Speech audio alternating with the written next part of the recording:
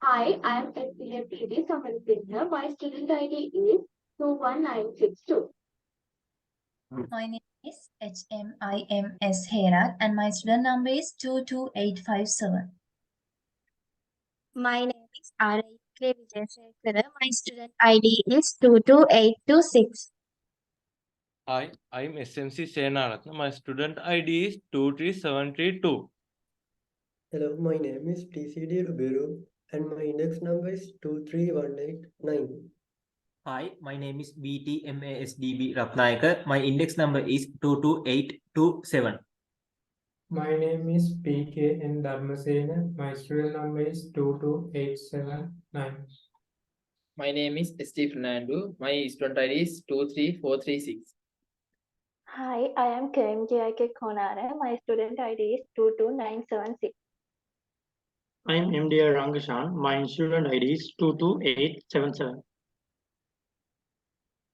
Let's have a look on the project background. Leader the hardware is hardware that's sell and rent hardware items. So we have created a for system for the leader of the hardware as our ADBMS final project. So the leader of the hardware previously had a manual system, but we have created a automated convenience for system for them to make their work easy. For system or a point of sale system is the set of devices, software, and payment services merchants used to make sales in person. A POS system manages customer purchases, accepts payments, and provides receipts. Next. So for solution, we have covered up the manage customers, manage products, manage orders, place the orders, and review income report area. For the tools and technologies of the software, we have used for the backend IntelliJ and MySQL Workbench. For the front end, Steam Builder. For the data analyze, R software, and for the database, we have used MySQL. Now, I would like to hand over this to Imashika. Over to you. Thank you, Pasandi. Now I'm going to talk about the interfaces of Leela and hardware. So first one is sign up page. In here, first the owner or the seller of the hardware must register to the system with the email address and password. And next one is login page.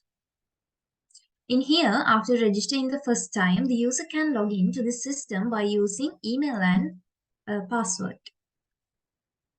And next one is dashboard. In here, we include place order, customer management, product management, income report, and order details. And also we have customer management interface. Next. In here, to add a new customer, we use email, name, contact number, and according to the customer salaries, issue the loyalty card. And also, all the customer details include the below table. And from here, Udeshi, you can continue here. Yeah, thank you, Imashika. By using this interface, seller can add product to the system. This is product management system under the dashboard. So then seller can give the details for the added product. Once we click on a product which has already updated the table, we can create a QR for each and every product type separately by assigning those details. Using that, seller can got easy access to the product details and all if it's using a QR scanner when purchasing. And next we have the place order form. In here we are explaining the manual mode because we don't go with the physical QR scanner at the moment. Entering the customer email, we can get the details in front of that email box, as you can see here. As far as using barcode, we can get all the product under that all the products. Seller can assign a quantity to each and every product. Then we can get the total cost for the all product which are purchasing by a one customer. Same as above, we use adding new customer and adding new product feature in here. And next we have next we have the order details interface. By using this interface, seller can see the history of all the orders. It consists the below details to furthermore clarification for the seller. So this is the all about the interfaces. Chaturanga, you can continue from here. Thank you, Udeshi. Here we are discuss how the backend works with the database. First of all, call the database. Assume there is a user like cashier and the user unique email address and password. So user can also add customers. Customer has a unique email, name, contact numbers, and salary. Customer can divide into the two categories as a loyalty customer and non-loyalty customers. Loyalty customers have loyalty card code type, silver, bronze, and brown.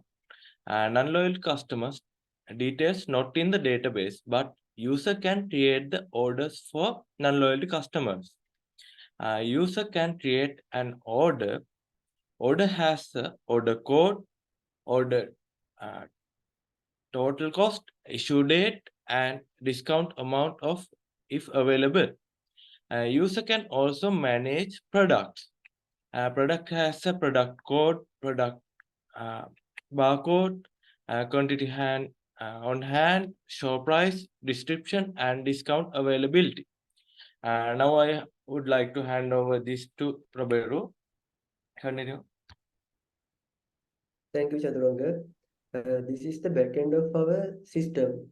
We develop this system according to the layered architecture, and we use Java FX library to develop this system. According to the scenario, we have to create 10 directories. These are the 10 directories of our system. Next. At first, user should have interact with the interfaces. All the interfaces of our system is included inside of the view class.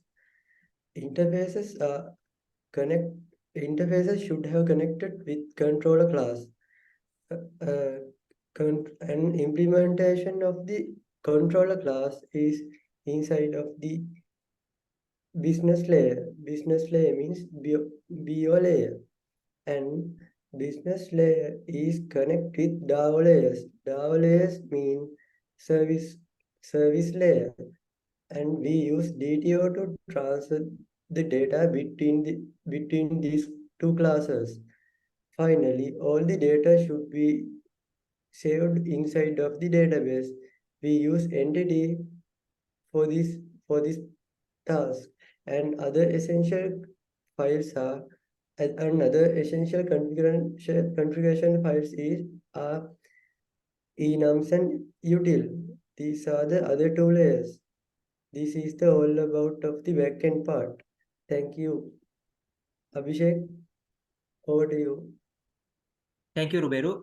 Our team has crafted efficient PLSQL procedures for hassle-free data backups. Let me take you through the key points.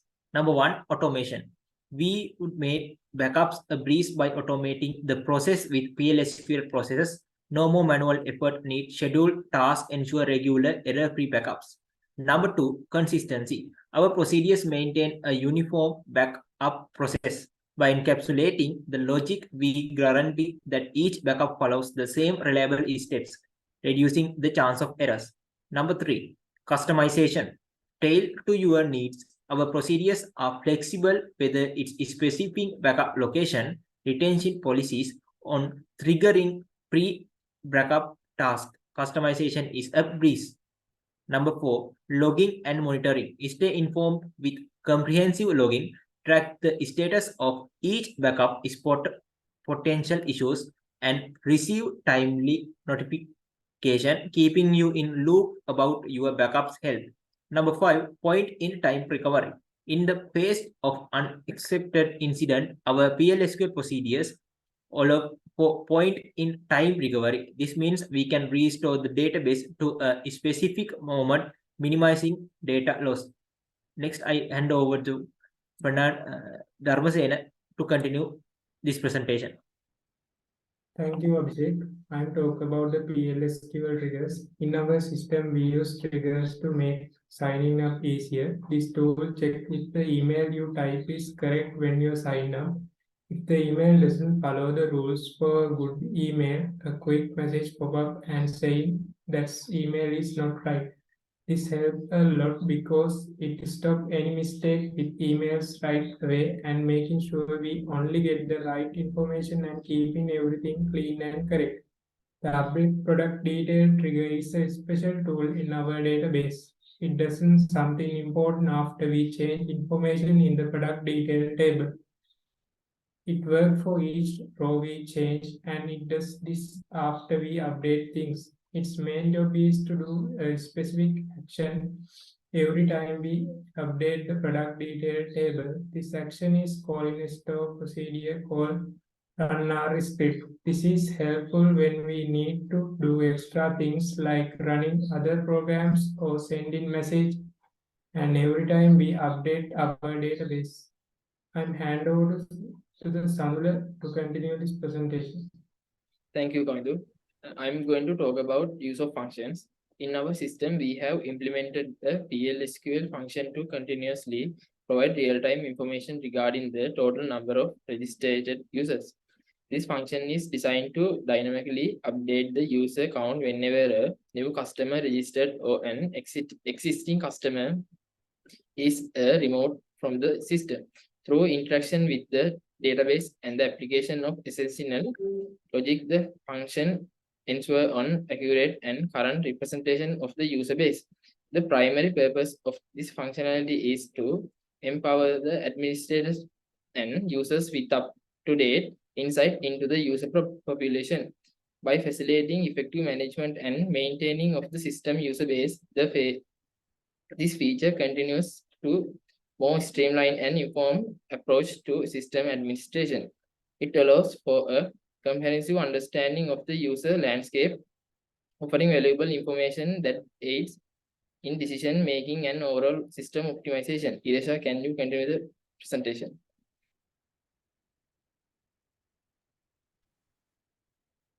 We had a problem that how to pass the data in the database to a R script after all the update operations. For that, we use a trigger and procedure. Next. The update product detail trigger is a database trigger that is set to activate after an update operation is performed on the product detail table in our database. This trigger is defined to work on a row level basis, meaning it will execute once for each row affected by the update operation. The primary purpose of this trigger is execute a specific action when an update occurs in the product detail table.